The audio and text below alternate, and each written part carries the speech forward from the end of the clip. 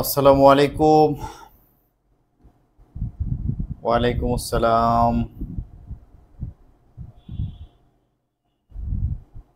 মমিনিনা জাহান, সম্রাট বালি আছেন? ওকে। চৈতি আপু, আপুর নাম কি? মানে শরাফা? তারেক হোসেন ভাই, ওকে। সাবরিনা সুলতানা মায়া, ওয়ালাইকুম আসসালাম। জি আলহামদুলিল্লাহ ভালো আছি, আপনাদের দোয়ায় মোটামুটি। আপনারা সবাই ভালো আছেন আশা করছি। আমরা ট্যাগ কোশ্চেন পড়ছিলাম না? গতদিন আমরা ট্যাগ কোশ্চেন শুরু করেছিলাম। গতদিন হচ্ছে আমি খুব বেসিক কিছু কথা বলেছি। আহ, আজকে আমরা চেষ্টা করব ট্যাগ কোশ্চেন যেন পুরোপুরি শেষ করে ফেলতে পারি। আমি গতকালকে যে আলোচনা করেছিলাম মূলত কয়েকটি বিষয় ছিল, যে আমরা বলেছিলাম যে আমরা অক্সিলারি ভার্ব ব্যবহার করব। মানে বিষয়টা এমন ছিল, আমরা গতদিন যে বিষয়গুলো আলোচনা করলাম, যদি আমি একটু একটু রিভিউ করি, বলেছিলাম এরকম ভাবে যে you are you are clever, যে তুমি চালাক। ট্যাগ কোশ্চেন করার জন্য প্রথমে একটা কমা দিব। এই সেন্টেন্সের মধ্যে am is are was were, আমরা বলেছিলাম am is are was were থাকলে এম ইজ আর ওয়াজ ওয়ারের জন্য আমাদেরকে এখানে ডু ডাজ ডিড এর ব্যবহার করার প্রয়োজন হয় না। আমরা এম ইজ আর ওয়াজ ওয়ারকে নিয়েই আমরা কাজ করতে পারি। এখানে আর আছে, আমরা সরাসরি কি করবো, আরটাকে নিয়ে যাব, আর এর সাথে বাকি কোনো নট নাই, নট দিব, আর এন টি হবে আনসার। হ্যাঁ। আর আরেকটা বলেছিলাম যে হি হি হি উইল ডু ইট। এই ক্ষেত্রে উইলের সাথে আমাদের নট দিতে হবে, দিলে সেটা ওন্ট হয়, আমরা লিখবো ওন্ট হি। আর বলেছিলাম যদি অক্সিলারি ভার্ব না থাকে সেই ক্ষেত্রে ডু ডাজ ডিড ব্যবহার করতে হবে। যেমন হি ওয়াক্স, আমাদের লিখতে হবে ডাজন্ট হি ওয়াক। হ্যাঁ। তো ওয়াক তো আর লেখার দরকার নাই, ট্যাগ কোশ্চেন শুধু অক্সিলারি ভার্ব সাবজেক্ট দিলে হয়ে যায়। এইভাবে ডু ডাজ ডিড ব্যবহার করতে বলেছিলাম, শর্ট ফর্মগুলো শিখেছিলাম। এই পর্যন্ত আমাদের আলোচনা ছিল। তো আজকে আমরা যেটি করব, আমরা পরের কিছু বিষয় আমরা একটু ভালো করে খেয়াল করব যেন আমরা সহজে পারি। তো প্রথমে যে বিষয়টা নিয়ে কথা বলবো সেটি হচ্ছে মেইন ভার্ব এবং অক্সিলারি ভার্ব। একটা বিষয় নিয়ে আমাদের মধ্যে কনফিউশন তৈরি হবে, একটি বিষয় নিয়ে কনফিউশন তৈরি হবে। আমরা আজকে শুরুতে সেই কনফিউশনটা দূর করি। সেটা হচ্ছে নিড নিয়ে একটা কনফিউশন হবে। নিড নিয়ে একটা কনফিউশন হবে। আমি যদিও নিডের ক্ষেত্রে আপনাদেরকে হচ্ছে নট যোগ করার নিয়ম আমি শিখিয়েছিলাম, প্রশ্ন করার সময়ে এটা নিয়ে আলোচনা করেছিলাম যে নিড যে ভার্বটি আছে এটিকে না আমরা দুই ভাবে ব্যবহার করতে পারি।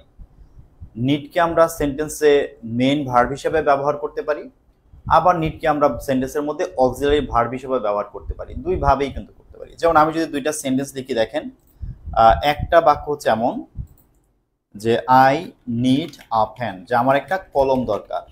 আবার আমি লিখতে পারি যে I need buy a pen, আমার একটি কলম কেনা দরকার। এই দুইটা সেন্টেন্সের বিশেষত্ব হচ্ছে যে আমাদের প্রথম যে সেন্টেন্সটি আছে, প্রথম সেন্টেন্সের মধ্যে আমরা দেখি নিড ছাড়া আর কোনো ভার্ব নেই। নিড ছাড়া আর কোনো ভার্ব নেই। যখন হচ্ছে নিড ছাড়া আর কোনো ভার্ব নেই তখন এই নিড কিন্তু হচ্ছে আমার মেইন ভার্ব। এখন আমাকে এখানে ডু ডাজ ডিড ধরে ট্যাগ কোশ্চেন করতে হবে। আর এখানে নিডের পর আরেকটি ভার্ব আছে, যখন নিডের পর আরেকটি ভার্ব আছে তখন নিড হচ্ছে অক্সিলারি ভার্ব আর বাই হচ্ছে মেইন ভার্ব।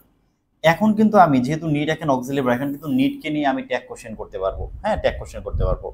নট যোগ করা এবং প্রশ্ন করার ক্ষেত্রে কিন্তু এগুলো নিয়ে আমি বিস্তারিত আলোচনা করে আসছি। তাহলে আমাদের প্রথম যে সেন্টেন্সটি আছে, যদি এইটাকে এখন আমি ট্যাগ কোশ্চেন করতে চাই, আমার প্রথম কাজ হবে আমি এখানে যেই ফুল স্টপ আছে আমি ফুল স্টপটা বাদ দিব। ফুল স্টপ বাদ দিয়ে আমি এখানে কমা দিব, প্রথমে দিব একটা কমা। আর যেহেতু এখানে নিড একটা ভার্ব ওয়ান আছে, আমরা জানি ভার্ব ওয়ান থাকলে আমাদের কি লিখতে হয়, ডু লিখতে হয়। তাহলে আমি এখানে ডু লিখবো। আর সেন্টেন্সের মধ্যে কোনো নট নেই, সুতরাং আমি একটা নট দিয়ে দিব, ডোন্ট। আর সাবজেক্ট আছে আই দিয়ে দিব। তাহলে কোশ্চেন মার্ক দিলে আমার কি হবে, আমার কিন্তু কোশ্চেনটা হয়ে যাবে। ঠিক আছে। আর আরেকটা হচ্ছে, একটু সময় দেবেন, আমি আপনাদের কমেন্টগুলো দেখতে পাচ্ছি না। আচ্ছা, এখন ঠিক আছে। আরেকটা হচ্ছে যে পরেরটার মধ্যে আমরা দেখতেছি যে এখানে আমরা ফুল স্টপ বাদ দিব, দেওয়ার পরে আমরা যেহেতু নিড আছে নিডটাকে লিখে ফেলবো, আমরা নিডের সাথে নট দিয়ে দিব, নিডন্ট, তারপর আই। ঠিক আছে। তাহলে এইভাবে ট্যাগ কোশ্চেন করে ফেলে হয়ে যাবে। আমি আশা করি পার্থক্যটা বুঝতে পেরেছেন। যদি বুঝে থাকেন, যদি আপনারা বুঝে থাকেন যে নিড কিভাবে কাজ করবে, কিভাবে ট্যাগ কোশ্চেন করব, তাহলে আমি দুইটা বাক্য দিচ্ছি। একটা হচ্ছে he need it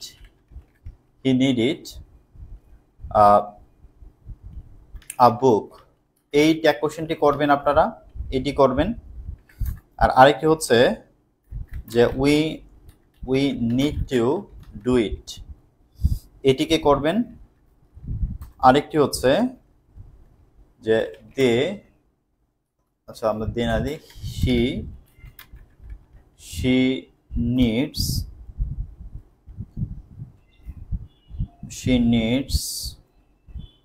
a new dress। আরেকটা বাক্য দিচ্ছি, কারণ এগুলো তো বারবার আর প্র্যাকটিস করার সুযোগ আমরা পাবো না, একবারই আমরা একদম ক্লিয়ার হয়ে নেই। আরেকটি বাক্য হচ্ছে যে they need solve the problem, তাদের এই সমস্যাটা সমাধান করা উচিত। এই চারটা ট্যাগ কোশ্চেন একটু করেন তো দ্রুত, দেখি আপনাদের হচ্ছে কিনা। এই চারটার মধ্যে আমি জানি যে একটা নিয়ে কনফিউশন হবে, সেটা হচ্ছে এইটা নিয়ে একটু কনফিউশন হতে পারে। যদি কেউ একটু চালাক হন সে কিন্তু বুঝে যাবেন যে কি হবে। আর যদি না পারেন অসুবিধা নেই, আমি বুঝাই দিব, হ্যাঁ অসুবিধা নেই। আপনি একটু চেষ্টা করেন তো, দেখেন তো পারছেন কিনা।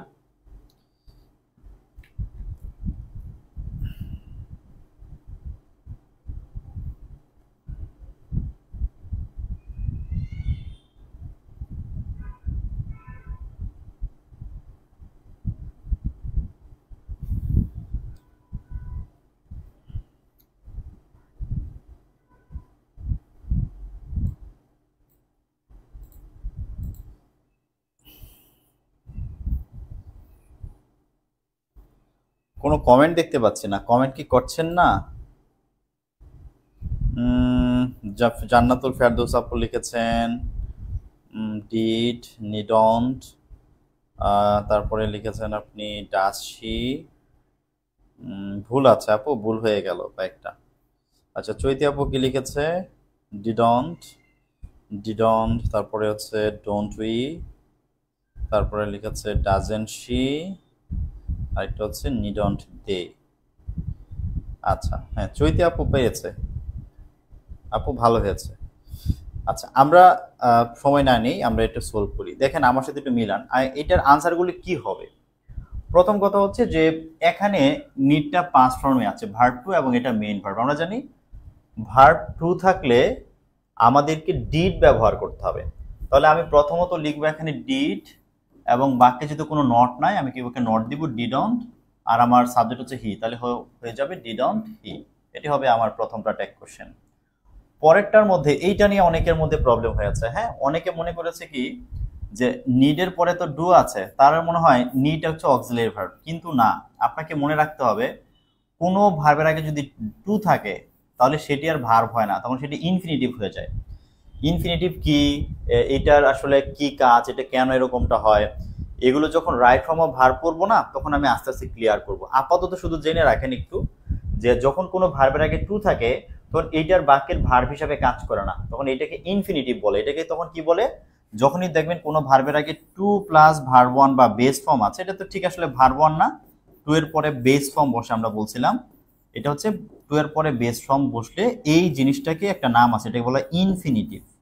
এটাকে বলা হয় ইনফিনিটিভ, এটি আর বাক্যে ভার্ব হিসাবে কাজ করে না। তো এই বাক্য মানে ইনফিনিটিভ বাক্যে নাউনের কাজ করে। হ্যাঁ, আমরা মনে রাখবো এটা নাউনের কাজ করে। তো এখন ইনফিনিটিভ যেহেতু টু প্লাস ভার্ব, এটা আসলে একটা নাউনের কাজ করছে, এটি কোনো ভার্ব না, ভার্ব হচ্ছে শুধু নিড, এবং এইটাই হচ্ছে এই বাক্যের মেইন ভার্ব, এটা কোনো অক্সিলারি ভার্ব না। ঠিক আছে, তাহলে এখনো আমাকে ডু দিয়ে করতে হবে, যেহেতু নিড ভার্ব ওয়ান আছে আমি লিখবো ডোন্ট উই। ঠিক আছে, ডোন্ট উই লিখতে হবে। আর পরে এখানে নিডস, এখানে তো ভার্বের সাথে এস আছে, এস থাকলে অবশ্যই বুঝতে হবে যে এটা হচ্ছে বাক্যের মেইন ভার্ব। বাক্যের মেইন ভার্ব হলে আমাকে ডাজ ধরে করতে হবে, তাহলে এখানে হবে ডাজেন্ট শি। আর এখানে আপনি দেখেন নিডের পরে আরেকটি ভার্ব আছে, মাঝখানে কোনো টু নাই। যখন টু নাই তখন বুঝতে হবে যে এটা হচ্ছে অক্সিলারি ভার্ব, এটা হচ্ছে মেইন ভার্ব, তখন আমি নিডকে শেষে নিতে পারবো। তখন আমি লিখবো নিড, নিডন্ট, তারপরে কি লিখবো, নিডন্ট দে। নিডন্ট দে লিখলে হয়ে যাবে, নিডন্ট দে লিখলাম, ব্যাস খতম। ঠিক আছে, আশা করি বুঝেছেন। কোনো সমস্যা আছে? সমস্যা থাকলে একটু বলেন, কোনটা বুঝতে প্রবলেম থাকলে একটু বলেন, আর যদি বুঝে থাকেন আলহামদুলিল্লাহ। হ্যাঁ আচ্ছা, তো নিড দিয়ে কনফিউজড হয়ে যাবে না, নিড দিয়ে কনফিউজড হওয়া যাবে না। এবং নিডের মতো কিন্তু আমি বলেছিলাম যে নিডের মতো কিন্তু এরকমের ওই যে আরো এগুলো নিয়ে কিন্তু হয়, হ্যাভ, হ্যাজ, হ্যাড কিন্তু নিডের মতোই না। এই হ্যাভ, হ্যাজ, হ্যাডও একটি সেন্টেন্সের মধ্যে মেইন ভার্বও হতে পারে, আবার অক্সিলারি ভার্বও হতে পারে, একদম নিডের মতো। নিড যেরকম আচরণ করে, হ্যাভ, হ্যাজ, হ্যাড সেম। হ্যাঁ, তো এখানেও কিন্তু আমরা সেই নিডের মতো ভেবে আমরা কিন্তু প্রশ্ন করবো। যেরকম যদি লেখা থাকে যে আই হ্যাভ মাই মিল, আমি আমার খাবার খাই, এখন কিন্তু হ্যাভ একা একা আছে, আমি ডু ধরে করবো, আমি লিখবো ডোন্ট আই, আমি লিখবো ডোন্ট আই। আবার যদি এরকম লেখা থাকতো যে I have done the work, এখন কিন্তু আবার এই মানে হ্যাভের পরে কিন্তু ভার্ব 3 আছে, এখন কিন্তু আমাকে হ্যাভটাকে অক্সিলারি ভার্ব হিসাবে শেষে নিয়েই কিন্তু করতে হবে, লিখবো আমি হ্যাভেন্ট আই। আমি এইভাবে প্রশ্ন করব। ওকে, আশা করছি যে ক্লিয়ার আছেন। আচ্ছা, বুঝেছি। জান্নাতুল ফেরদৌস আপু বলেছেন, চৈদ আপু বলেছেন, জি থ্যাংক ইউ। এখন আসেন আরেকটা বিষয় একটু দেখে নেই। এটি যদি আমরা বুঝে থাকি, আরেকটি বিষয় বলবো, সেটি হচ্ছে কোনো একটি সেন্টেন্সে যদি নেভার অথবা হচ্ছে নাথিং থাকে তখন কি করব। কোন একটা সেন্টেন্সে যদি আমরা দেখি নাথিং আছে অথবা বাক্যের মধ্যে নেভার আছে, তখন আমরা কি করব। নেভার নাথিং থাকলে কি করব? দেখেন, নাথিং এবং নেভারের মূল বিষয় হলো নাথিং এবং নেভারের মধ্যে কিন্তু নট লুকিয়ে আছে। নাথিং কিন্তু একটা নেগেটিভ ওয়ার্ড, নেভারও নেগেটিভ ওয়ার্ড, তাই না? নট তো নেগেটিভ ওয়ার্ড। তো not, nothing, never, not, nothing, never এগুলো যদি সেন্টেন্সে থাকে, আমাদের ওই বাক্যে আমরা নট, নতুন করে আর নট আমরা যোগ করতে পারবো না। যদি এরকম লেখা থাকে যে দে আর নট বিজি, তখন আমার ট্যাগ কোশ্চেন হবে আর দে, আর দে। আমি এখানে নট আর লিখতে পারবো, নটটা আমাকে বাদ দিয়ে লিখতে হবে। আরেকটা হচ্ছে যে নাথিং যদি লেখা থাকে, যেমন ধরেন লেখা আছে যে আই ওয়ান্ট নাথিং, আমি কিছুই চাই না, আই ওয়ান্ট নাথিং, আমি কিছুই চাই না, তখন কিন্তু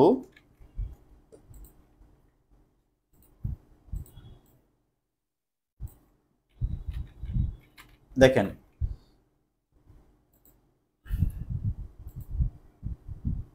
আজকে শুধু ভুল টাইপ করছি কেন জানি। আচ্ছা, এবার ঠিক আছে, আই ওয়ান্ট নাথিং। দেখেন এখানে ওয়ান্ট যেহেতু ভার্ব ওয়ান আছে, আমরা ডু লিখবো এবং ডু এর সাথে আমরা কি ডোন্ট যখন লিখবো ডোন্টাই লিখবো।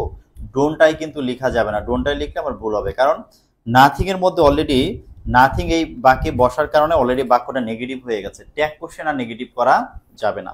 সেম ওয়েতে যদি লেখা থাকে যেমন I will never talk, I will never talk to you, আমি তোমার সাথে কখনো কথা বলবো না, তাহলে এখানে আমাকে লিখতে হবে উইল আই, কি লিখবো? Will I. আমি আর কিন্তু এখানে নট ব্যবহার করতে পারবো না। ঠিক আছে, এই কয়েকটা বিষয় একটু খেয়াল রাখবো আমরা, নেগেটিভ গুলো থাকলে আমরা বাক্যে নট ব্যবহার করতে পারছি না।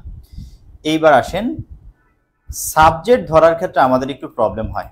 আমরা যখন সাবজেক্ট ধরি, আমরা যখন কোনো একটি বাক্যের মধ্যে বিভিন্ন কিছু তো থাকে, আমরা কখন কোন সাবজেক্ট ধরবো? আমরা তো নর্মাল যেই মানে প্রিপোজিশন, মানে যে প্রনাউন গুলো আছে বা নাউন গুলো আছে, ওই ধরেন রানা আমরা হি ধরবো, ধরেন রানু আমরা সি ধরবো, এগুলো নর্মালি আমরা পারবো, এগুলো নিয়ে প্রবলেম নাই। কিন্তু কিছু কিছু ব্যতিক্রম, কিছু মানে সাবজেক্ট আছে যেগুলো ধরার সময় আমাদেরকে বেশ খেয়াল রেখে আমাদেরকে ধরতে হবে। এরকমের মানে বেশ কিছু কনসেপ্ট আছে, আমি একটা একটা একটু আলোচনা করছি, একটু ভালো করে বুঝতে হবে। হ্যাঁ, প্রথম কথা হচ্ছে, প্রথম যে বিষয়টি বলতে চাই সেটি হচ্ছে এটি দেখেন, আচ্ছা অনেক ছোট, আপনারা হয়তো বা এটা দেখতে অসুবিধা হবে। আচ্ছা অসুবিধা নেই, আমি একটু বড় করে দিচ্ছি।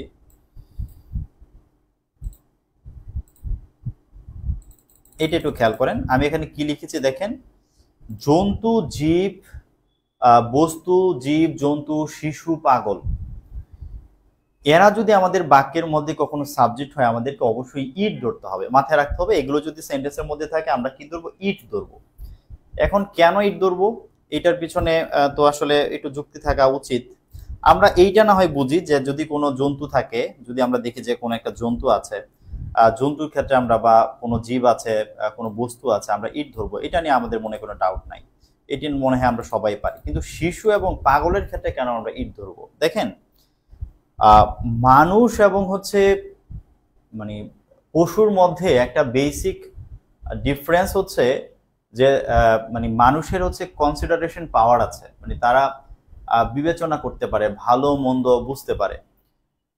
যে কোনো প্রাণীর সাথে মানুষের পার্থক্য একটা জায়গাতেই, আর সবকিছু কিন্তু অলমোস্ট সেম।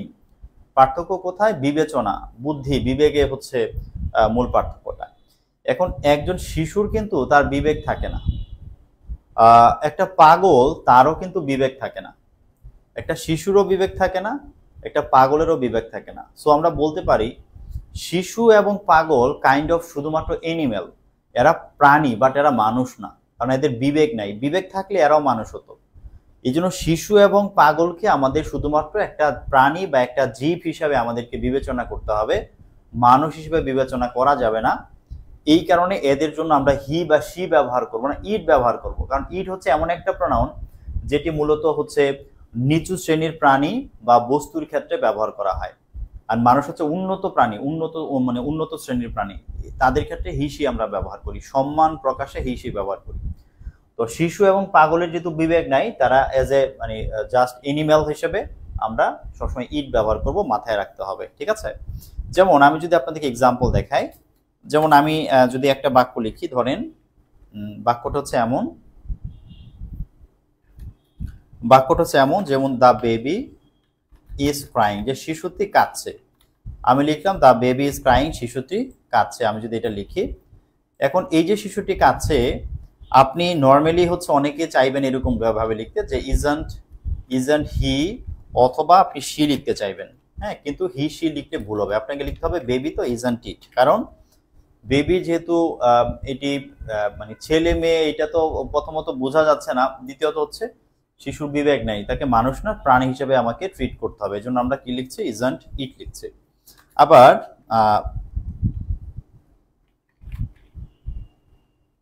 আচ্ছা, আর আরেকটা হচ্ছে, যেমন যদি ম্যাট থাকে, যেমন এ ম্যাট ওয়াজ স্লিপিং দেয়ার, একটা পাগল সেখানে ঘুমাচ্ছিল। আমি কি লিখবো? ওয়াজন্ট ইট। আমি ওয়াজন্ট হি লিখবো না, লিখবো ওয়াজন্ট ইট। তাহলে শিশু পাগল থেকে ইট লিখবো, আর বস্তু জীব জন্তু এগুলোর ক্ষেত্রেও আমি কি করবো? ইট লিখবো।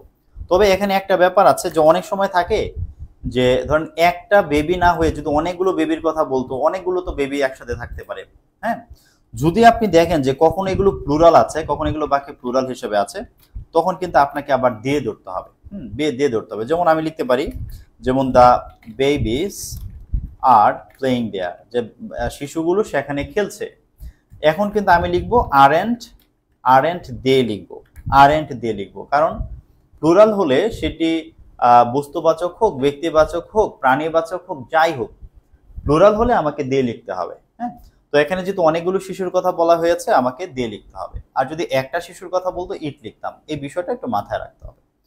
তাহলে আমি আশা করছি যে এইটা আপনারা ভুল করবেন না। পরীক্ষার সময় কিন্তু এই ধরনের বাক্য দিয়ে দেয়, কারণ এগুলো দিয়ে দিলে টেক কোশ্চেন তো খুব সহজ মনে করে সবাই, তো খুব ইমোশনাল, একদম কি বলে যে লিখে ফেলার জন্য একদম পাগল হয়ে যাবে, যে আনসারটা লিখে ফেলি, আরে এটা তো অনেক সহজ আসছে, হ্যাঁ লিখে ফেলি।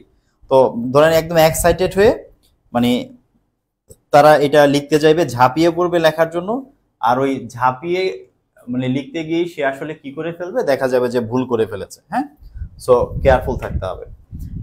এরপরের বিষয়টা আসেন, এরপরে আমরা যেটা দেখব, এরপরে হচ্ছে আমরা দেখব যে কিছু শব্দ আছে যেগুলো শেষে থিং থাকে, এরকমের কিছু শব্দ আছে।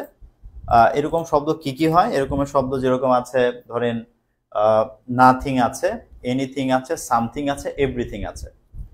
প্রত্যেকটা শেষে দেখেন থিং আছে, থিংস না, কিন্তু থিং আছে, সিঙ্গুলার, সবগুলো সিঙ্গুলার, থিং আছে। তো যদি আপনি দেখেন যে কোন একটি শব্দের শেষে এরকম ভাবে থিং আছে, তখন আপনাকে ওই শব্দ এইগুলোর জন্য আপনাকে ইট ধরতে হবে। প্রনাউন কি ধরবো? আমরা ইট ধরবো সবসময়। যেমন ধরেন যে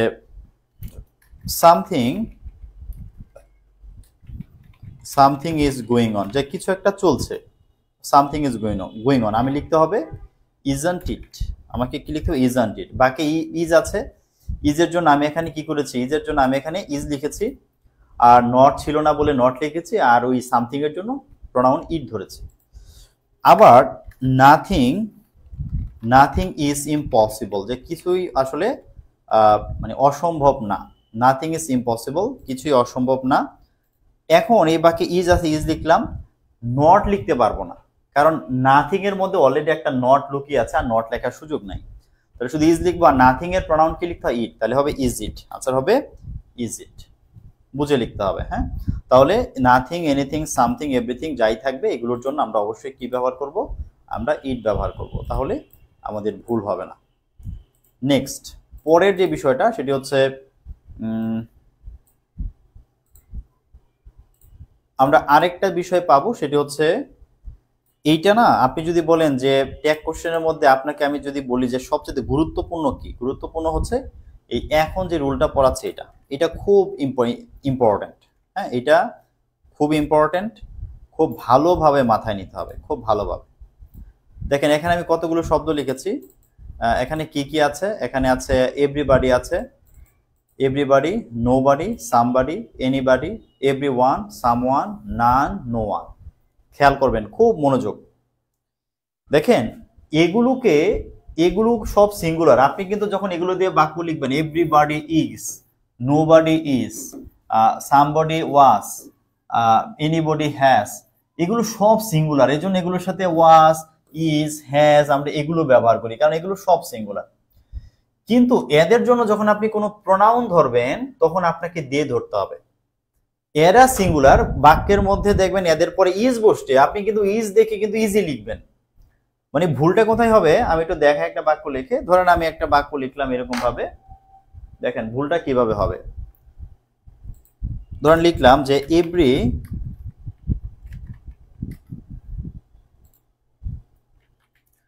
এভরিওয়ান ইজ স্লিপিং, যে সবাই ঘুমাচ্ছে। এভরিওয়ান, দেখেন এভরিওয়ান বলতে সবাই ঘুমাচ্ছে এটা বললেও আসলে প্রত্যেককে এখানে ইন্ডিভিজুয়ালি বলছে যে সে ঘুমাচ্ছে, সে ঘুমাচ্ছে, সে ঘুমাচ্ছে, সবাই ঘুমাচ্ছে, প্রত্যেককে আলাদা আলাদা করে ঘুমাচ্ছে।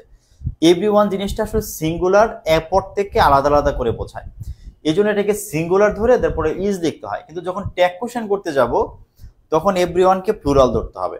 এখন অনেকে আছে যে এরকম ভাবে লিখবে, যে লিখবে এরকম ভাবে ইজন্ট, ইজন্ট দে, এটা এইভাবে লিখবে। কেন লিখবে?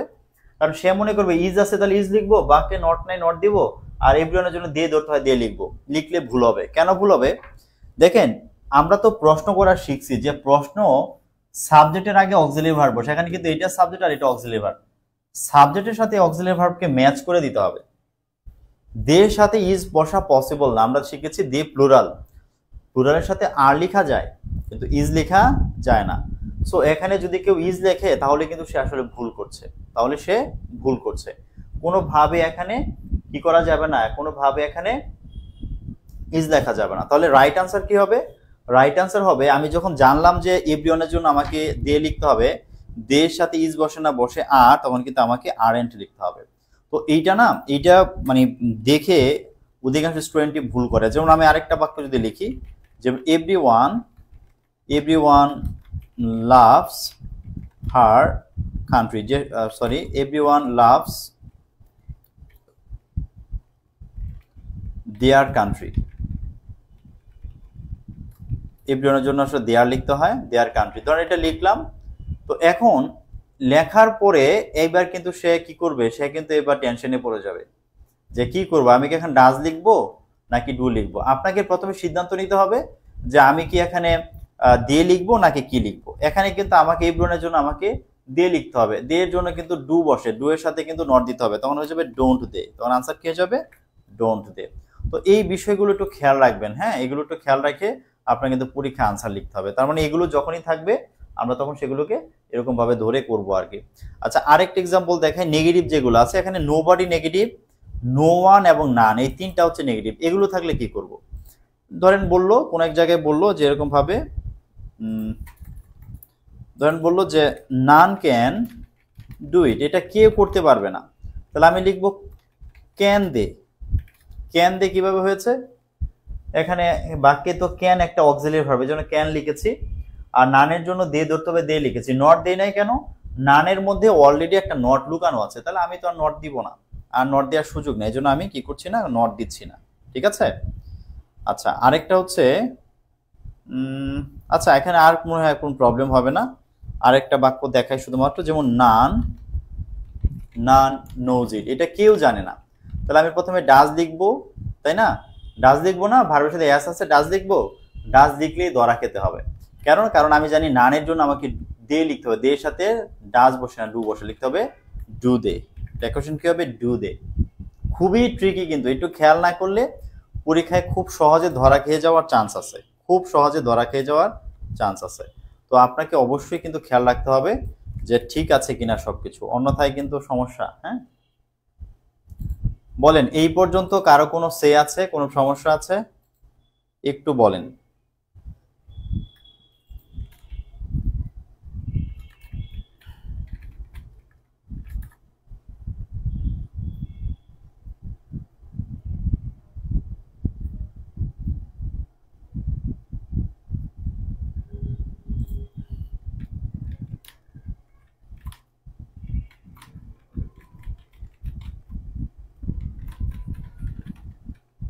আচ্ছা, প্রবলেম নাই।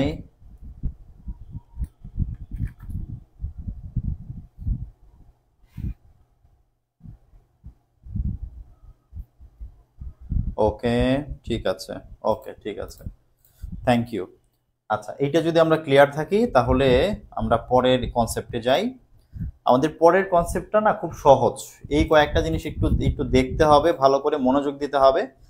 তিনটা বিষয় একসাথে বলবো, কিন্তু একই জিনিস একটু খেয়াল করে পড়লে ইনশাল্লাহ আমরা পারবো। হ্যাঁ, অসুবিধা নেই। তিনটা বিষয় দেখেন আমি একসাথে বলতেছি। এই যে এখানে কিছু জিনিস লিখেছি, আপনাদের আশা করছি দেখতে খুব একটা অসুবিধা হচ্ছে না।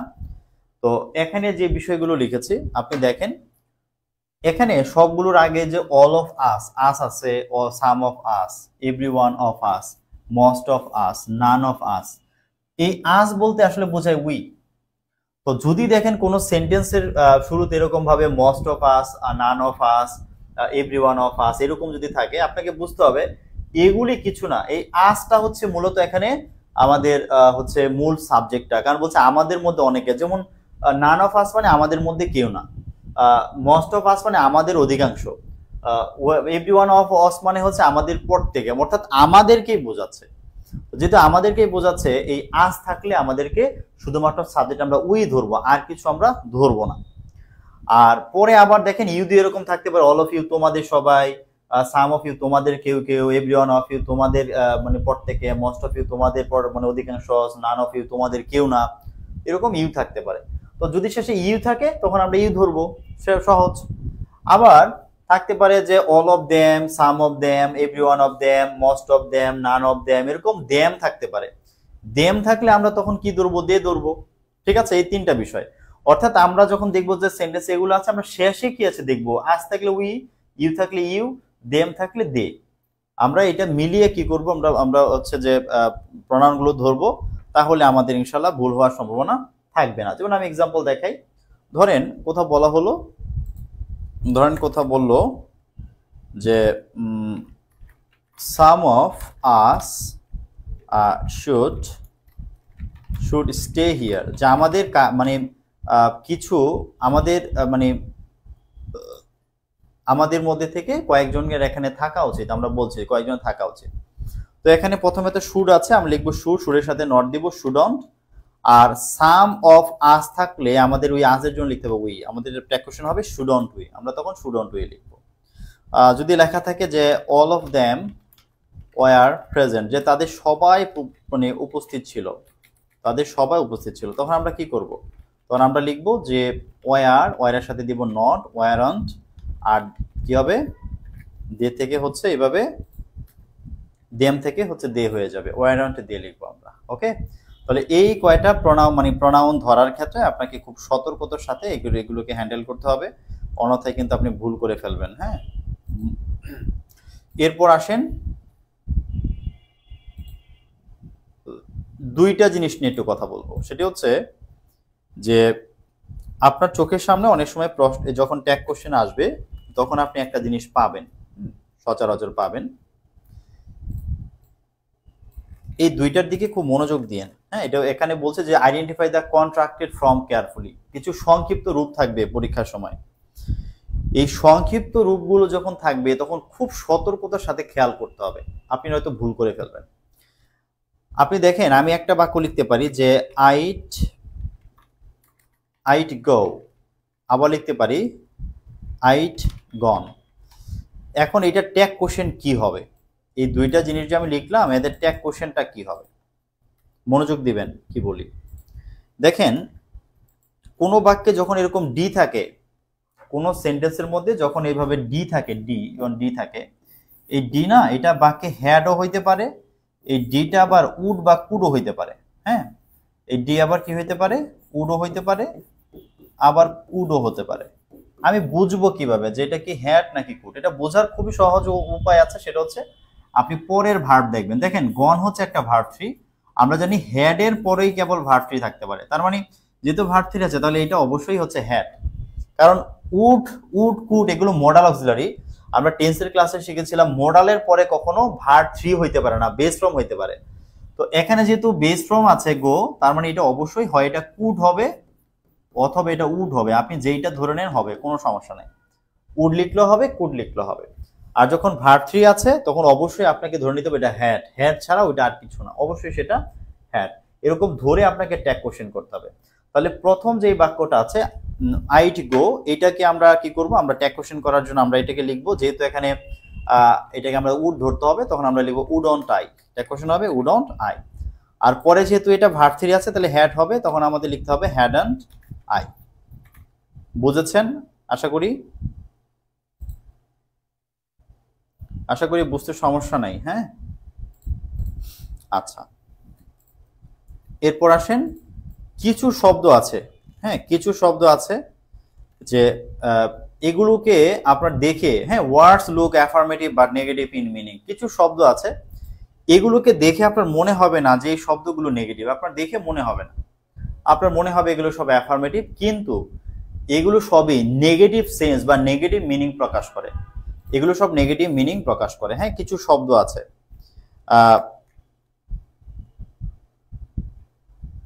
আচ্ছা কুড হচ্ছে অবশ্যই ভার্ব টু, হ্যাঁ কুড অবশ্যই ভার্ব টু, কুডকে কোনোভাবেই ভার্ব ওয়ান বলা যাবে না, কুড অবশ্যই ভার্ব টু, একটু খেয়াল করেন। তবে এই কুড একটা পাস্ট হলেও কুডের কিন্তু বিশেষ কিছু ব্যবহার আছে। হ্যাঁ কুডের বিশেষ কিছু ব্যবহার আছে, যেমন কাউকে নম্রভাবে প্রশ্ন করতে আমরা অনেক সময় পাস্ট টেন্স দিয়ে প্রশ্ন করি, যে would you please tell me something about your family. হ্যাঁ এরকম ভাবে আমরা মানে কাউকে প্রশ্ন করার ক্ষেত্রে আমরা কুড বা উড আমরা এগুলো ব্যবহার করি। মানে বিষয়টা হচ্ছে যে ধরেন আমি যদি বলি যে ক্যান ইউ ডু ইট, তুমি কি এটা করতে পারবে, মানে এটা অনেকটা এরকম হবে, এই তুই কি এটা করতে পারবি, ক্যান ইউ ডু ইট, তুমি কি এটা করতে পারবা, আমরা হয়তো বা বাংলাদেশি যারা এইভাবে মিনিং করি। কিন্তু ক্যান দিয়ে যখন আমি প্রশ্ন করব, প্রশ্নটা মিনিংটা অনেকটা অভদ্রতার মতো শোনাবে, বোঝা যাবে যে এই তুই কি এটা করবি, এরকম আর কি।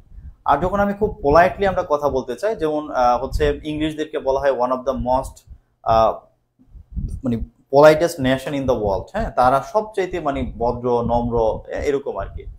তো যেহেতু তারা একদম পোলাইস্ট একটা নেশন, তো আমাদেরকে মানে মানে আমরা তাদেরকে দেখি যে তারা কথায় কথায় প্লিজ, এক্সকিউজ মি, তারপর উড ইউ মাইন্ড, মানে এই ধরনের কথাগুলো তারা সচরাচর সবসময় কথার মধ্যে ব্যবহার করছে, সবসময় ব্যবহার করছে।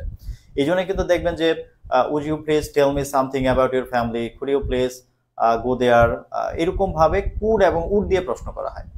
এই যে would you mind taking a cup of tea, এরকম আর কি, যে প্রশ্ন করতে পাস্ট ব্যবহার করে, এগুলো পাস্ট টেন্স, কিন্তু প্রশ্ন করার জন্য এগুলো ব্যবহার করে, এটা ব্যতিক্রম ব্যবহার। হ্যাঁ আচ্ছা আচ্ছা গো এর পর ভার্ব টু হলো কিভাবে স্যার, ভি ওয়ান টু হইতো, আর একটু আমি বুঝি নাই, গো এর পর ভার্ব টু হয়েছে মানে গো এর পরে কোথায় ভার্ব টু হয়েছে, এখানে এখানে এই গো এর সাথে তো এই অংশের কোনো রিলেশন নাই, এইটার সম্পর্কে আই এর সাথে, এইটা হওয়ার কথা ছিল আই উডন্ট, কিন্তু প্রশ্ন করার জন্য সাবজেক্টের আগে লিখছি, এই উডের সাথে এই গো এর কোনো রিলেশন নাই, এই গনের সাথে হ্যাডের কোনো রিলেশন নাই, এই হ্যাডের সাথে আই এর রিলেশন, আই এর পরে হওয়ার কথা আই হ্যাডেন্ট, ঠিক আছে আই হ্যাডেন্ট হওয়ার কথা ছিল, কিন্তু প্রশ্ন করার জন্য আগে নিয়ে আসছি, এখানে গো এর সাথে কোনো রিলেশন নেই, আলাদা জিনিস। হ্যাঁ ভুল করা যাবে না, একটু খেয়াল করতে হবে। আচ্ছা এখন দেখেন এখানে কি বলেছে, যে words look affirmative but negative in meaning, এই শব্দগুলো হচ্ছে আপনাকে মনে রাখতে হবে, এগুলো সবগুলো হচ্ছে আপনার নেগেটিভ ওয়ার্ড। হ্যাঁ এগুলো সবগুলো হচ্ছে নেগেটিভ ওয়ার্ড, এগুলো নেগেটিভ ওয়ার্ড হওয়ার রিজন হচ্ছে যে এগুলোর মিনিং গুলো হচ্ছে এমন যে কোনো একটি কাজ হয় না বললেই চলে, হয় না বললেই চলে, যেমন ধরেন আমি লিখতে পারি যে এ, ধরেন আমি লিখলাম আ বার্কিং ডগ, একটি ঘেউ ঘেউ করত কুকুর, যেটা কুকুরটা ঘেউ ঘেউ করছে। এই বার্কিং ডগ সেলডম বাইটস, একটা ঘেউ ঘেউ করা কুকুর কদাচিৎ কামড় দেয়, অর্থাৎ কামড় দেয় না বলতে গেলে। যে কুকুর কামড় দিবে ও হঠাৎ করে দিয়ে দিবে, ও ঘেউ ঘেউ করবে না। আর যে ঘেউ ঘেউ করে সে মূলত ভয় দেখাতে চায়, কিন্তু সে কামড় সহজে দেয় না। এর রাস্তায় দেখবেন যে কুকুর ঘেউ ঘেউ করে ও কিন্তু কামড় দেয় না, আর দেখবেন যে কুকুর ঘেউ ঘেউ করছে না ও ছুটে এসে কামড় দিয়ে যাবে, এরকম আর কি। তো এই বাক্যটার মধ্যে সেলডম দিয়ে বোঝাচ্ছে যে যে কুকুরটা ঘেউ ঘেউ করে ভাই ও কামড় দেয় না, দেয়ই না, খুব রেয়ার দেয়, মানে ও কামড় দিচ্ছে এরকম ঘটনা ঘটেই না। যখন এই বাক্যে সেলডম বসছে, এই বাক্যের মিনিংটা হয়ে গেছে যে ঘেউ ঘেউ করা কুকুর কামড় দেয় না, দেয় না বললেই চলে, দেয়ই না। তার মানে না কথাটার মিনিং এই বাক্যের মধ্যে ঢুকে গেছে। এই জন্য যখন আপনি ট্যাগ কোশ্চেন করবেন আর নট দিতে পারবেন না, তখন আপনাকে শুধুমাত্র লিখতে হবে বাইটস আছে, বাইটের জন্য ডাস লিখবো। কিন্তু আমরা নর্মালি এই বাক্যে নট নাই, তাহলে আমরা কিন্তু ডাজন দিতাম, হ্যাঁ নট দিতাম, কিন্তু এখন আর দেয়া যাবে না সেলডম থাকার কারণে। আমরা লিখবো ডাজ ইট, আমরা শুধু এটা লিখে ফেলবো ডাজ ইট। ডগের জন্য ইট লিখছি, আর হচ্ছে বাইটসের জন্য ডাজ লিখলাম, কিন্তু নট দেয়া যাবে না। তখন বললো যে আই ওফেন ভিজিট দেয়ার, আমি মানে সেখানে প্রায়ই যাই মানে হচ্ছে সব সময় না, মাঝে মধ্যে, খুব রেয়ার, মানে অনেকদিন পর পর হয়তো বা হঠাৎ করে একদিন গেলাম, ওটা যাই না বললেই চলে, যাই না বললেই চলে। তো এই ক্ষেত্রে আমাদের এখানে নেগেটিভ মিনিং হয়ে যাবে, এবং আমরা সেখানেও কি লিখবো, আমরা এখানেও লিখবো যে ডোন্ট আই লিখতে পারবো না, আমাকে লিখতে হবে কি ডু আই, আমাকে লিখতে হবে ডু আই। তাহলে নেগেটিভ ওয়ার্ড থাকলে আমরা কি করব, আমরা এরকম ভাবে সুন্দরভাবে আমরা নট ছাড়া আমরা ট্যাগ কোশ্চেন করব। বলেন এই পর্যন্ত কারো কোনো প্রশ্ন আছে কিনা? যদি প্রশ্ন না থাকে আমি পরবর্তীতে ইম্পারেটিভ সেন্টেন্স আলোচনা করব। এখন ইম্পারেটিভ সেন্টেন্সের আলোচনা করব।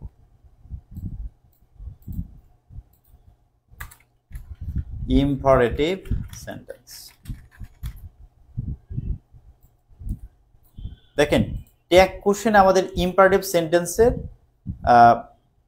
মানে যদি আমরা ট্যাগ কোশ্চেন করতে যাই, আমাদের প্রথমে ইম্পারেটিভ সেন্টেন্সের একটা বিষয় বুঝতে হবে যে ইম্পারেটিভ সেন্টেন্স আমি চিনবো কিভাবে, ইম্পারেটিভ সেন্টেন্স চেনা যায় কিভাবে, এটা প্রথমে একটু দেখতে হবে আমি চিনবো কিভাবে। খেয়াল করেন, ইম্পারেটিভ বাক্য প্রথমত হচ্ছে বেস ফর্ম দিয়ে শুরু হবে, বেস ফর্ম দিয়ে শুরু হবে। যেমন আমি বলতে পারি, যেমন ধরেন বলতে পারতাম কাউকে বলতে পারি যে কাম হিয়ার, এখানে আসো, কাম হিয়ার, এখানে আসো, এটা একটা ইম্পারেটিভ সেন্টেন্স বেস ফর্ম দিয়ে শুরু হয়েছে। দেখেন কাম একটা বেস ফর্ম। যেমন আমি বলতে পারি যে বি অনেস্ট, সৎ হও, হ্যাঁ এটা ইম্পারেটিভ সেন্টেন্স। আমরা এখানে ট্যাগ কোশ্চেন করব, আমরা এখানে ট্যাগ কোশ্চেন করব। তাহলে একটা হচ্ছে বেস ফর্ম দেওয়া হয়, আরেকটা হচ্ছে যে আরেকটা সিস্টেম হচ্ছে ডোন্ট প্লাস ভার্ব ওয়ান দিয়ে হবে। ডোন্ট প্লাস হচ্ছে verb one, don't plus verb one দিয়ে ইম্পারেটিভ বাক্য হয়। যেমন আমি বলতে পারি যে ডোন্ট গো দেয়ার, সেখানে যেও না, হ্যাঁ সেখানে যেও না। আমি বলতে পারি যে ডোন্ট টেক ইট, এটা নিও না। এগুলো সব হচ্ছে ইম্পারেটিভ সেন্টেন্স। তারপরে ইম্পারেটিভ সেন্টেন্স আরেকভাবে হয়, সেটি হচ্ছে যে বাক্যের শুরুতে লেট থাকে। লেটের দিয়ে অবশ্য দুই রকম বাক্য হয়, যে লেটের পরে হচ্ছে আমাদের লেটের পরে একটা অবজেক্ট থাকবে, লেটের পরে অবজেক্ট থাকে, তারপরে একটা ট্যাগ কোশ্চেন হয়। যেমন আমি লিখতে পারি, যেমন লেট দ্যাম গো আউট, যে তাদের বাইরে যেতে দাও। লেট হার টক লাউডলি, তাকে জোরে কথা বলতে দাও, হ্যাঁ লেট হার টক লাউডলি, তাকে জোরে কথা বলতে দাও। তাহলে লেটের পরে এরকম অবজেক্ট দিয়ে একটা হচ্ছে ইম্পারেটিভ বাক্য হয়। আরেকটা হচ্ছে লেটের পরে আস থাকে, লেট আস, হ্যাঁ যেমন আমি বলতে পারি লেট আস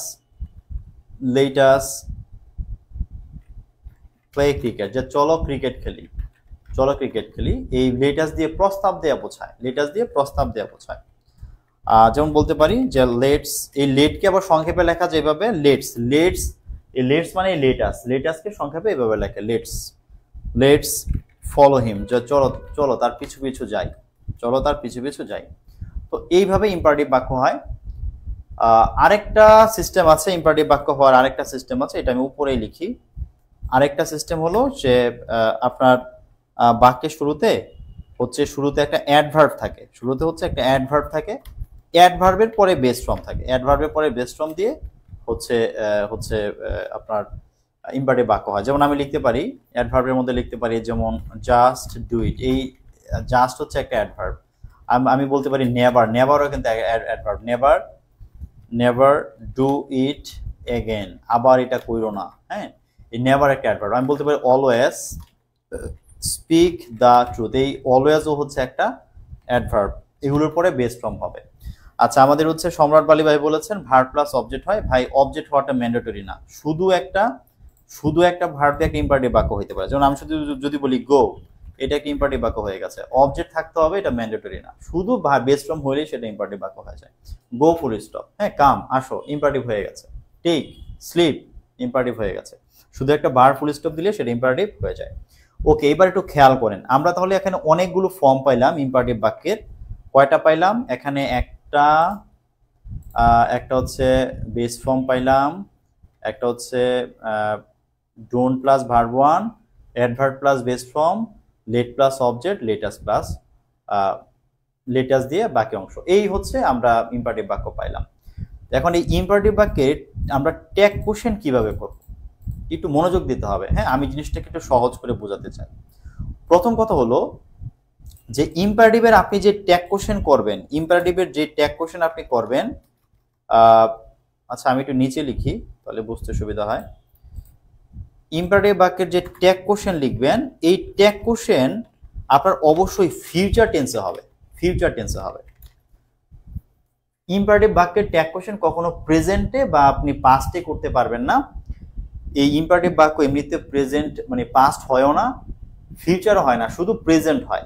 কিন্তু ট্যাগ কোশ্চেন আবার শুধুমাত্র ফিউচারে হয়। এটা রিজনটা কি আমি একটা বলি। যেমন ধরেন আমি প্রস্তাব দিলাম এই লেটস প্লে ক্রিকেট, চলো ক্রিকেট খেলি, খেলবা না মানে তুমি কি খেলবা না, তুমি একটু পরে খেলবো আর কি, প্রস্তাবটা দিলাম, তুমি কি খেলবা না, ভবিষ্যতে কাজটা হবে, এই জন্য ফিউচার টেন্সে ট্যাগ কোশ্চেনে প্রশ্ন করতে হবে। আমি কাউকে বললাম, ধরেন আমি কাউকে বললাম যে লেট দেম গো আউট, যে তাদেরকে বাইরে যাইতে দাও, কি দিবা না, ফিউচারে সে দিবে, হয় দিবে নয় দিবে না, ফিউচারে হবে কাজটা, এই জন্য ফিউচারে ট্যাগ কোশ্চেন করতে হবে। আমি যদি কাউকে বলি যে তুমি জানলাটা বন্ধ করো, করবা না, ফিউচারে সে কাজটি করবে। অর্থাৎ আমরা ইম্পারেটিভ বাক্যে মানুষকে যে পরামর্শ, আদেশ, নিষেধ, অনুরোধ, আমরা যে কাজগুলোর কথা বলি, এগুলো সবই বলার পরবর্তীতে ফিউচার টাইমে ভবিষ্যতে একটা সময়ে কাজটা ঘটবে, যেহেতু ভবিষ্যতে ঘটবে সেটা সে করবে কিনা, সেটা সে মানে সেই পরামর্শ বা নির্দেশ সে শুনবে কিনা, সেই ইনস্ট্রাকশন সে ফলো করবে কিনা, ফিউচারে এটা সে করবে কিনা, এটা আমরা জানতে চাই। যেন ট্যাগ কোশ্চেন অলওয়েজ ফিউচার হয়, এটা মনে রাখতে হবে। তাহলে ইম্পারেটিভ সেন্টেন্সের ট্যাগ কোশ্চেন অলওয়েজ ফিউচার টেন্সে হবে, এটা প্রথম কথা, ফিউচার টেন্সে হবে। এবার একটা কথা শুনেন যে আপনি ইম্পারেটিভ বাক্যের ট্যাগ কোশ্চেন যখন কোন একটা বাক্য বেস ফর্ম দিয়ে শুরু হয়, যদি বেস ফর্ম দিয়ে যদি শুরু হয়, অথবা যদি আমরা দেখি যে অন্যভাবে শুরু হয়েছে, অন্যভাবে বলতে যে ডোন্ট প্লাস হচ্ছে ভার্ব ওয়ান দিয়ে শুরু হতে পারে, ডোন্ট প্লাস হচ্ছে বেস ফর্ম থাকতে পারে, হ্যাঁ ডোন্ট প্লাস বেস ফর্ম থাকতে পারে, বা হচ্ছে আপনার ধরেন নেভার, আমরা যে অ্যাডভার্ব লিখি একবারে হয়ে যাবে, অ্যাডভার্ব প্লাস বেস ফর্ম দিয়ে হতে পারে, এরকম ভাবে বাক্য থাকতে পারে।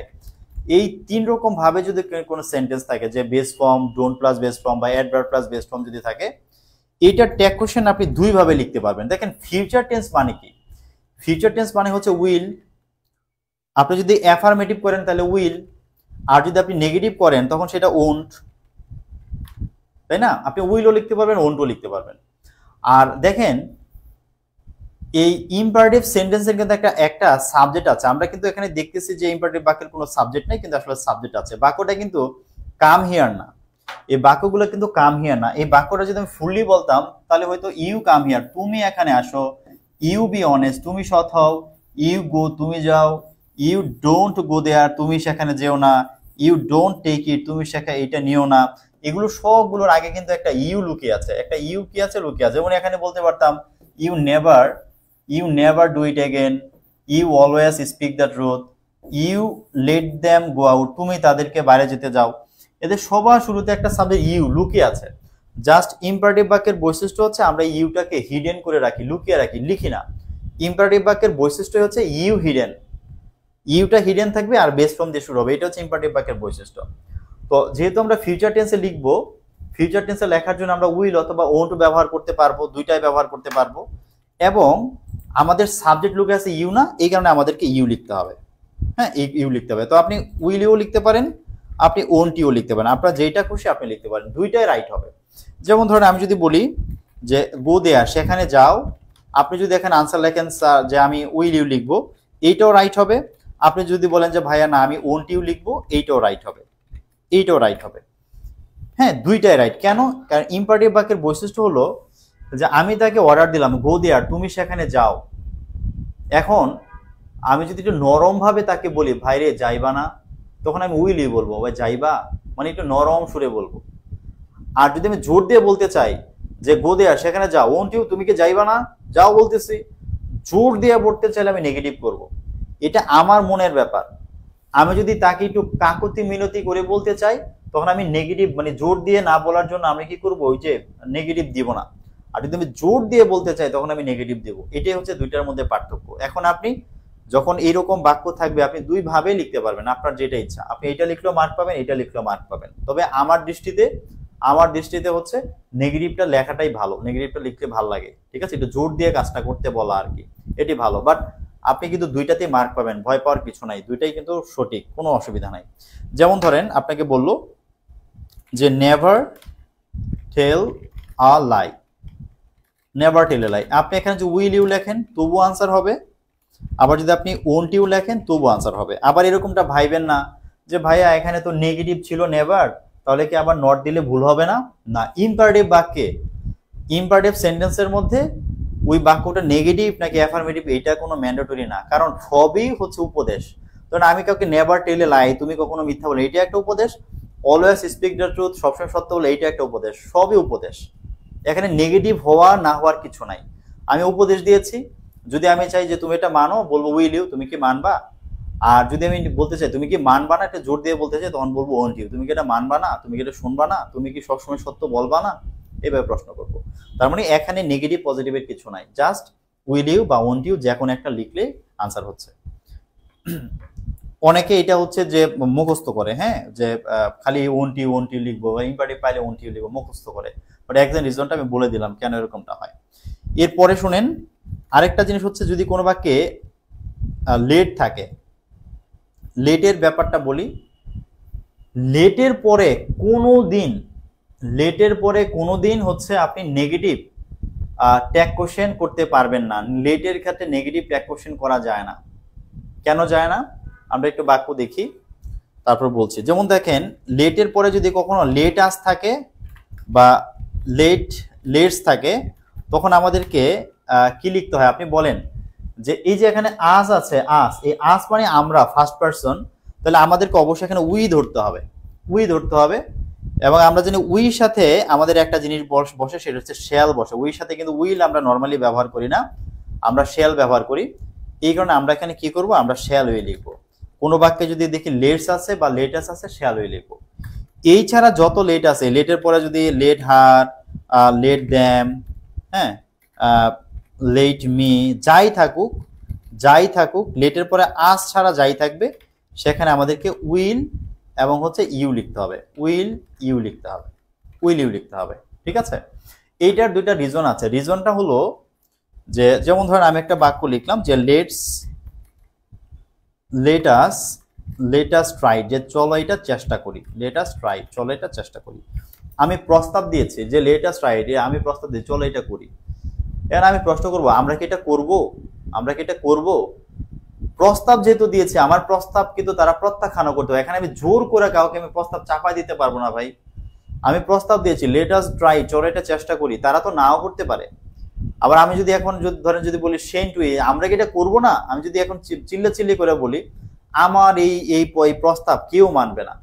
জোর করে কাউকে প্রস্তাব মানানো যায় না, জোর করে কাউকে প্রস্তাব মানাইতে আপনি পারবেন না। যেহেতু পারবেন না, এই কারণে নেগেটিভ ট্যাগ কোশ্চেন করা যাবে না, পজিটিভ করতে হবে।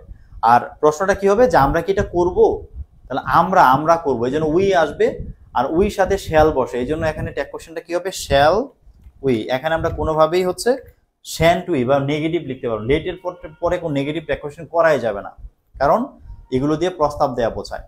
তাহলে যখনই লেট আস বা লেটস পাবো শ্যাল উইল লিখবো। আরেকটা হচ্ছে লেটের পর অন্য কিছু থাকলে, যেমন লেট দ্যাম গো আউট, তাদের বাইরে যেতে দাও। You let them go out, তুমি তাদেরকে বাইরে যেতে দাও, তুমি তাদেরকে বাইরে যেতে দাও। এখন আমি তাকে অনেকটা বলা যায় যে এখানে তার মানে অনুমতি চাচ্ছি, তাদের বাইরে যাওয়ার অনুমতি দাও, অনুমতি চাচ্ছি। তাকে বলতেছি যে ভাই তাদেরকে একটু বাইরে যাওয়ার অনুমতিটা দাও। এখন তাকে যদি আমি জোর করে বলি এই তুমি কি অনুমতি দিবা না, এটা অভদ্রতা হবে। অভদ্রভাবে কাউকে বললে সে অনুমতি দিবে না। অনুমতি যখন কারো কাছে নিতে চাইবো তাকে খুব নম্র ভদ্রভাবে বলতে হবে। এখানেও নেগেটিভলি ট্যাগ কোশ্চেন করা যাবে না। এখন দেখেন এখানে আমাদের একটা এখানে একটা সাবজেক্ট লুকিয়ে আছে ইউ, এখানে একটা সাবজেক্ট লেটের আগে কিন্তু ইউ থাকে। হ্যাঁ, এখানে আমরা লেটের আগে ইউ আছে কিন্তু আমরা এটাকে নিচ্ছি না। কেন নিচ্ছি না? কারণ এই প্রশ্নটা আমাদেরকে করা হয়েছে, আমি নিজেও ওখানে আছি, সবাই মিলে ওই আমি যাকে বলতেছি তারাও আছে, আমিও আছি, এই জন্য ওখানে উই ব্যবহার করছে। আমরা, আমি আর তুমি মিলে আমরা, আমরা কি এটা করব না? এই ক্ষেত্রে ওখানে উই লিখছে। কিন্তু এখানে কাজটা সেই করবে, তারে বলছে যে তাকে যাওয়ার অনুমতি দাও, সেই করবে। এই জন্য এখানে ইউটাকে আমরা ধরতে হবে। আর যেহেতু নেগেটিভ করা যাবে না, যেন উইল হবে, আর ওইখানে ইউটা লিখে দিলে ট্যাগ কোশ্চেন হয়ে গেল, উইল ইউ। তো আমরা এটা মনে রাখবো যে লেট দিয়ে যখনই কোনো প্রশ্ন হবে সেখানে আমরা উইল ইউ লিখে দেবো, লেট আস থাকলে শ্যাল ইউ লিখে দেবো। এটাই হচ্ছে আমাদের মূল হচ্ছে বিষয়টা। বলেন আপনারা মানে ক্লিয়ার কিনা? একটু কঠিন লেগেছে? তাহলে আমরা শিখলাম যে লেটের পরে যদি কিছু থাকে আমরা সবসময় কি লিখবো, এখানে লিখে দিয়েছি লেটের পরে কিছু থাকলে উইল ইউ, আর লেটাস থাকলে শ্যাল উই। আমরা আশা করি ট্যাগ কোশ্চেনের সবগুলো বিষয় আমরা বুঝতে পেরেছি। কোনো প্রবলেম থাকলে বলবেন। আমি একটা আপনাদের একটা ওয়ার্কশিট দিব। আপনাদের ডাব্লিউএস কোশ্চেন একটা ওয়ার্কশিট দেওয়ার কথা ছিল কিন্তু আমি আসলে সময় করতে পারি নাই। ওয়ার্কশিটটা দিব। হ্যাঁ, ডাব্লিউএস কোশ্চেন তো আমাদের পরীক্ষার আগ পর্যন্ত আমাদেরকে প্র্যাকটিস করতেই হবে। হ্যাঁ, পরীক্ষার আগ পর্যন্ত আমাদের প্র্যাকটিস করতে হবে। তো হ্যাঁ, মাঝে মধ্যে বিভিন্ন শিট আমরা প্র্যাকটিস করব। আর আপনারা একটি কাজ করতে পারেন, আপনারা যাদের পক্ষে পসিবল হয় আপনারা বাজার থেকে যে কোনো একটা বই কিনে নিতে পারেন। হ্যাঁ, যে সেটা হচ্ছে আপনাদের তো সেকেন্ড ইয়ার এক্সামের জন্য অনেক বই আছে। হ্যাঁ, অ্যাডভান্সের বই আছে, নবদূতের বই আছে, আরো অন্যান্য প্রকাশনের অনেক বই পাওয়া যায় বাজারে। আপনারা একটা বই নিয়ে নিতে পারেন। একটা বই নিয়ে নিলে ওই বইয়ের মধ্যে যে মডেল কোশ্চেনগুলি থাকে আপনি আমার কাছে পড়ার পরে, আমি যে ধরেন ক্লাস মানে পড়িয়ে দিলাম, আমি বুঝিয়ে দিলাম, পড়ার পরে সেই বই থেকে মডেল কোশ্চেনগুলো যদি আপনি একটু বাসায় বসে বসে একটু প্র্যাকটিস করেন, একটু আনসারের সাথে মেলান, টুকটাক যদি কোনো সমস্যা বের হয় আমাকে যদি একটু নক করেন, তাহলে কিন্তু আমি আরো হেল্প করবো। সেই ক্ষেত্রে আপনার শেখাটা আরো বেশি মানে এফেক্টিভ হবে আর কি, দেখবেন আপনি আর ভুলছেন না। হ্যাঁ, তো ভালো হবে একটা বই আপনারা নিয়ে দেন। আমার মনে হয় যে আপনাদের জন্য নবদূত বইটাই মনে হয় ভালো হবে, কারণ অ্যাডভান্স বইয়ের চেয়ে নবদূত বইয়ের কোয়ালিটিটা ভালো। হ্যাঁ, তো আপনারা এইটা মনে হয় নিতে পারেন আর কি। এটা নিয়ে কোনো রুল পড়তে হবে না, কোনো রুল বা নিয়ম মুখস্থ করার দরকার নেই, কিচ্ছু লাগবে না। শুধু বইটা কিনবেন হচ্ছে আপনি প্র্যাকটিস করার জন্য, ওই মডেল কোশ্চেনগুলো প্র্যাকটিস করার জন্য, কারণ এই ফরম্যাটের প্রশ্ন আপনি অন্য কোনো বইয়ে পাবেন না। সম্রাট বালি ভাই মাস্টার বইয়ে তো এগুলো নাই। হ্যাঁ, মাস্টার বইয়ে আপনি তো এগুলো প্র্যাকটিস করার সুযোগ পাবেন না। মাস্টার বই এমসিকিউ রিলেটেড হচ্ছে প্রশ্ন আছে, বাট আপনাদের পরীক্ষাটা হবে কি রিটেন, মানে রিটেন পরীক্ষা হবে। তো রিটেন পরীক্ষা সেকেন্ড ইয়ারের পরীক্ষাটা আর ওই এমসিকিউ পরীক্ষার মধ্যে কিন্তু ডিফারেন্স আছে, যথেষ্ট ডিফারেন্স আছে। হ্যাঁ, তো আপনাদের ভালো হবে যদি আপনারা একটা বই নিয়ে নেন। নবদূতটা নিয়ে নিলে আমার মনে হয় ভালো হয়। এখানে সবাই একটা বই কিনলে আমরা যদি কখনো পরীক্ষার আগে আসলে হয়তো আপনাদের বলবো যে আমরা কালকে 5টা মডেল কোশ্চেন আমাদের প্র্যাকটিস, আমরা 5টা মডেল কোশ্চেন সলভ করে ক্লাসে হাজির হবো, তখন হয়তো বা আপনাদের জন্য একটু ভালো হবে আর কি। এই জন্য নবদূতটাই নেন, আমার মনে হয় ভালো হবে। এবং তারপর হচ্ছে আপনারা যে টপিক আমি পড়াচ্ছি, যেমন আমি ডাব্লিউএস কোশ্চেন পড়াই ফেলছি, এখন আপনি বইটা নিয়ে 10টা 20টা 50টা মডেল কোশ্চেনে ডাব্লিউএস কোশ্চেনগুলো সলভ করে ফেলেন। সলভ করে একটু দেখেন আনসার শিটের সাথে মিলান, কোনো প্রবলেম বের হয় কিনা, যে এটা বুঝতে পারেন এটা কেন হয়েছে বুঝি নাই, আপনি আমাকে একটু নক দিলেন বা ক্লাসে আমি বুঝাই দিলাম, তাহলে জিনিসগুলো আরো হচ্ছে আপনার শেখাটা আরো পরিপূর্ণ হইলো। সেম ওয়েতে আপনি এখন যে ট্যাগ কোশ্চেন পড়াই ফেললাম, আজকে ট্যাগ কোশ্চেন শেষ, আপনি ট্যাগ কোশ্চেনগুলো একটু প্র্যাকটিস করেন। আমি শিট দিব, আমি যে শিট দিব এটা তো ধরেন আপনি একদিন করলেন শেষ হয়ে গেল, কিন্তু আপনাকে তো কন্টিনিউয়াস প্র্যাকটিসে থাকতে হবে, না তো আপনি 1 সপ্তাহ 2 সপ্তাহ 1 মাস পরে তো আপনি অনেক কিছু ভুলে যাবেন। মাঝে মধ্যে ট্রাই করতে হবে, এগুলো একটু করতে হবে, তখন আপনি ভালো করবেন। হ্যাঁ, তো একটা বই নিয়ে নিন, ভালো হবে আমার আমার মনে হয় আর কি। আচ্ছা, লেকচার পাবলিকেশন খুব একটা ভালো হবে বলে আমার মনে হয় না। হ্যাঁ, নবদূতের বইয়ের কোয়ালিটিটা ভালো আছে, আমার মনে হয় এইটাই নিয়েন, এটাই মনে হয় ভালো হবে। কারণ লেকচার আবার একটু বেশি সহজ করে ফেলে বই, মানে ওদের মানে কন্টেন্ট এত মানে মোটামুটি একটু হার্ড না হলে তো হয় না, হ্যাঁ, মানে সব কিছু ইজি হলে ভালো হবে না। ওকে, আমার মনে হয় আমি বুঝাইতে পারছি। তো আপনারা হচ্ছে তাহলে আপনাদের আমি প্র্যাক কোশ্চেন একটা শিট দিব, ক্লাস নোটটা আমি দিয়ে দিচ্ছি। আমি কিন্তু শুধুমাত্র পড়াই নাই, এখানে কেন কি ঘটেছে কিভাবে ঘটেছে আমি কিন্তু সব ব্যাখ্যা করেছি কেন এরকমটা ঘটে। আমি কোনোটা অন্ধের মতো মুখস্থ করতে বলি নাই। ইংলিশ গ্রামার যদি আপনি অন্ধের মতো মুখস্থ করেন, আপনি এগুলোকে কখনো প্র্যাকটিক্যালি ইউজ করতে পারবেন না, এবং সারা জীবন আপনি কনফিউজ থাকবেন। কিন্তু জেনে পড়লে কেন নেগেটিভ করি কেন করি না, আপনি জেনে পড়লে কনফিডেন্ট থাকবেন এবং এগুলো আপনি প্র্যাকটিক্যালি ইউজ করতে পারবেন। এবং যে অনেকে বলে যে গ্রামার শিখে হচ্ছে স্পোকেন শেখা যায় না, যারা রুল মুখস্থ করেছে তারা তো জীবনে স্পোকেন শিখতে পারবে না। কিন্তু যদি সে জানে যে হ্যাঁ এই কাজে এটা করতে হয়, তখন সে কিন্তু এগুলো পারবে।